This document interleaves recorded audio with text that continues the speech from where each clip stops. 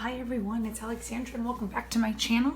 I wanted to do today a 1 month update in my teacher bullet journal. I know I had promised this to all of you teachers out there, just kind of documenting the progress that I've been making in my teacher bullet journal and what I've been including and what I've added since my original teacher bullet journal setup video, which I will have linked up above for you to check out.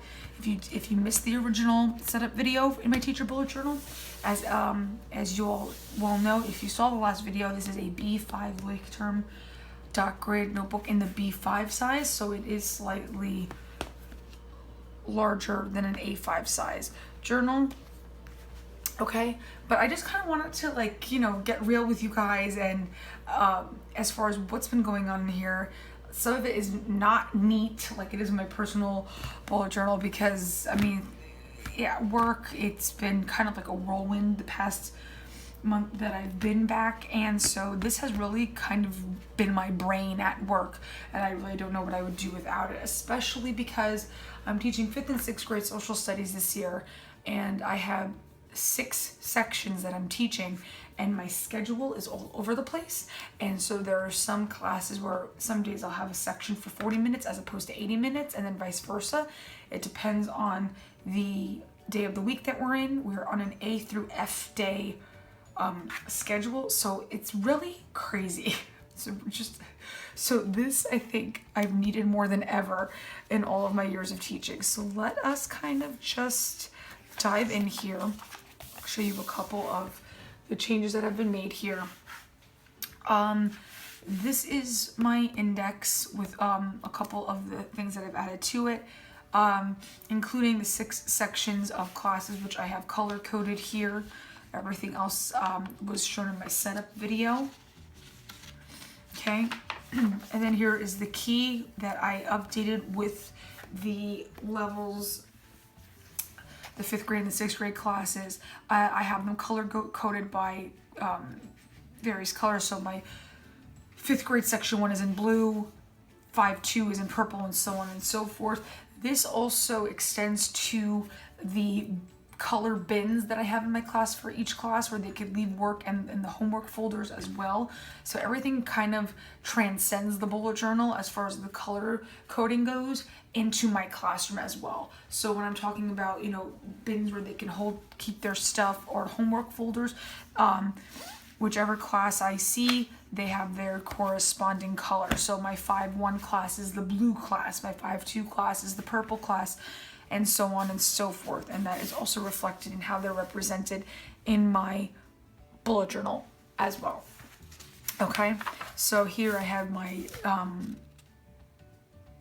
yearly school calendar, the my Calendex with the pacing guide of where I'm supposed to be. So right now we are in October, so we're right about here. Okay,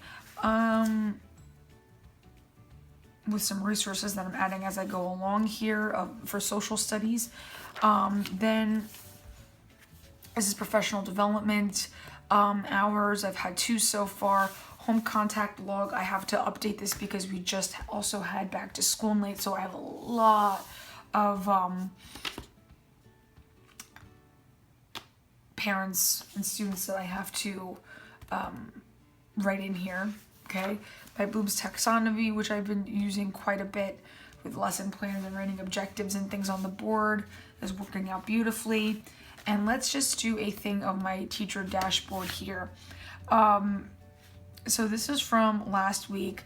I kind of swap them out as I need them, okay? But I cross out, again, this is very different from my personal bullet journal, where I would never really cross out things like this. But again, this is on Post-it notes, so I guess maybe that's why I don't care as much. But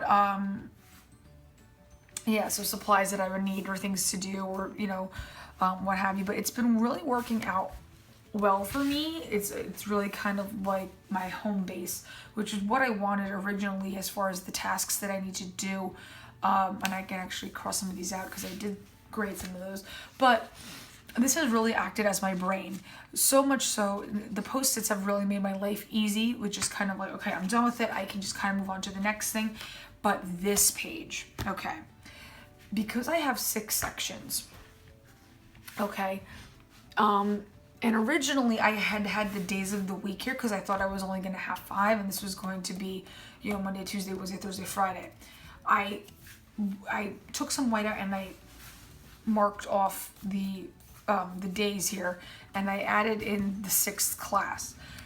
So because my schedule is so strange, there are some classes that sometimes I don't see for like 3 or 4 days until the next time I see them, and I'm always like scrambling for, well, what was the last thing we did in class, you know, almost a week ago.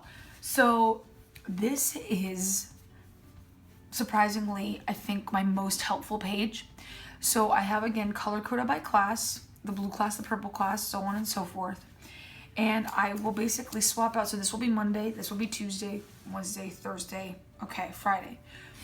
And basically, because I don't meet all 6 sections in a day, sometimes I'll only have 4 sections. Sometimes I meet with 5 sections. So it'll let me know where I left off in the one class and what to do for that day, as I try and keep them all aligned in you know, not having one class move too far ahead from another. And so as you can see here, I have 40 minutes. I'll let it be known if it is, do I meet with him for only 40 minutes or do I meet with him for 80 minutes? Okay, because it depends on what day that we're in. Okay, so I have, you know, 40 minute, 80 minute, depending on, you know, when I see them, and I write down just for myself, okay, well, what are we doing that day?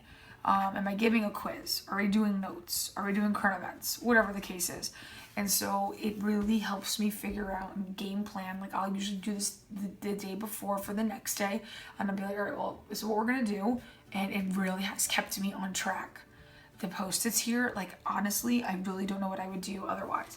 So this has just been very helpful, and just for my own personal use, really figuring out what I'm doing each day, given the time that I have with a particular class. Meeting notes and stuff. My meeting notes have kind of gone on towards the back here where I have more room. Okay, just jotting down when we have like different things going on. Things my students say, I haven't really found anything there yet to write. Here is my schedule. Again, so crazy and all over the place. So again, I had to color code again by class, like, because some sections I see 40 minutes, some are 80. So again, it's no rhyme or reason to this. I don't get it, but yeah. So I had to have this here. My websites and passwords. Okay, I have it obviously covered up here, but I've added some stuff. And then this is kind of an example. I'm not going to show you obviously students' names, but you can see here at a glance, I've added that they're all color coded by class here. The 6 sections where I put attendance. I'm just going to peel this back for a second just so you see how the attendance has been going. Okay, so if a student's absent, like, okay, September 30th, they were absent. Okay, when I had to switch out kids and things like that, but it's really been working out well. And then here I've been just keeping a running log of the assignments and stuff by marking period of what we've been doing here. So this is for 5th grade. So, yeah. Then what I decided to start doing last week is really do some dailies, just so I can break down by day what I need to do. So again, I've just started this like last week, just really doing the dailies. So this is probably what's going to be the bulk of it, just kind of running to-do lists and things like that. And that's pretty much been it so far. But again, it's amazing, like, when you start really getting into it, what spreads like surprise you the most as far as which ones will be the most helpful. And I know the teacher board has definitely been, but this by far, just keeping a running log of what's been happening and, you know, where I left off and where I need to go the next day, depending on what class I'm teaching, this has been by far the most helpful for me. So, my plan is to maybe do a mid-year review on how this has been going so far. But again, this has really been helpful, and it's a great size notebook because it's small enough for me to bring to meetings. It's thin enough, it's not bulky, and also in the back here there's the little folder, I have all of my like certificates from finishing in services and stuff like that. So this really kind of holds everything. So I would love to know if you do have teacher bullet journals and you do have them set up, any other spreads that have been helpful. I know in the last video there was one recommendation about a discipline spread, which I really want to do because I've had an issue or two with a student that, you know, I really need to document. So I'm probably going to add something like that in. But for those of you that do have teacher bullet journals, what have you put in it? What are your most helpful spreads? I would love to know. Because again, essentially really this year, it's been a little crazy, and this has really helped to be my brain and to help me remember the things that I need to get done.